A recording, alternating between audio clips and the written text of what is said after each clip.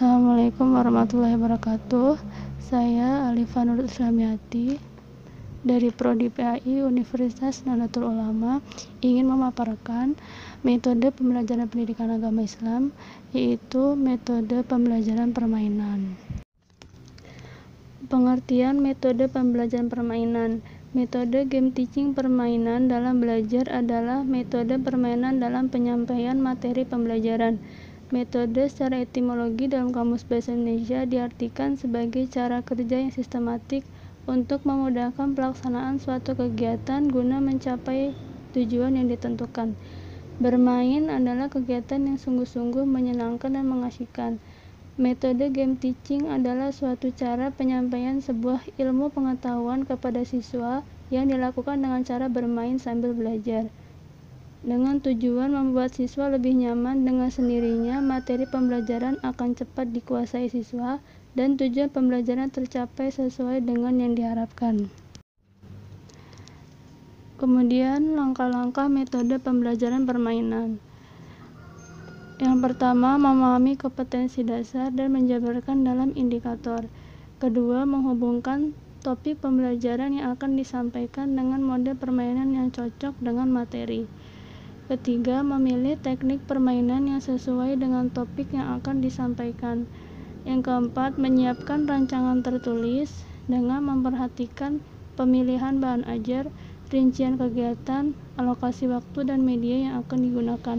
Yang terakhir, melaksanakan pembelajaran dengan teknik bermain secara efektif dan efisien. Tujuan dan manfaat metode pembelajaran permainan. Tujuannya yaitu mengajarkan pengertian atau konsep, menanamkan nilai, memecahkan masalah, membentuk dan membina watak lewat metode yang menarik, menyenangkan, dan menantang.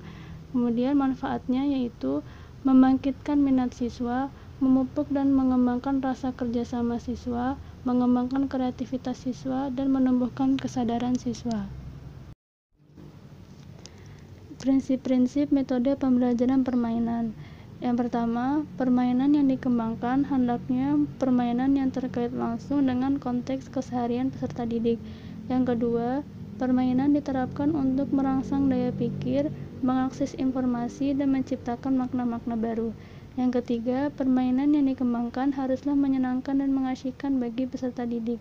Yang keempat, permainan dilaksanakan dengan landasan kebebasan, menjalin kerjasama dengan peserta didik lain.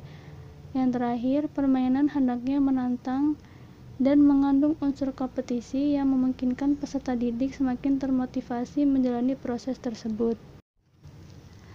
Kelebihan dari metode pembelajaran permainan ini, yang pertama, melatih anak untuk mendramatisasikan sesuatu serta melatih keberanian. Yang kedua, metode ini akan menarik perhatian anak sehingga suasana kelas menjadi hidup. Yang ketiga, anak dapat menghayati suatu peristiwa sehingga mudah mengambil kesimpulan berdasarkan penghayatan sendiri. Yang keempat, anak dilatih untuk menyusun pikirannya dengan teratur. Dan yang terakhir, dalam waktu luang atau jam bebas dapat diisi dengan jenis permainan yang terarah.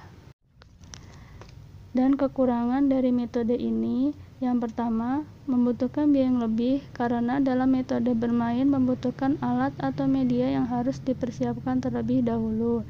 Yang kedua, membutuhkan ruang atau tempat yang khusus sesuai dengan tipe permainan yang dilakukan. Yang ketiga, sering terjadi saling berebut alat atau media antara anak yang satu dengan yang lainnya apabila alat atau medianya tidak mencukupi. Yang keempat, tidak semua topik dapat disajikan dengan metode permainan. Dan yang terakhir, dapat mengganggu ketenangan belajar di kelas lain. Sekian dari saya, kurang lebihnya saya mohon maaf. Wassalamualaikum warahmatullahi wabarakatuh.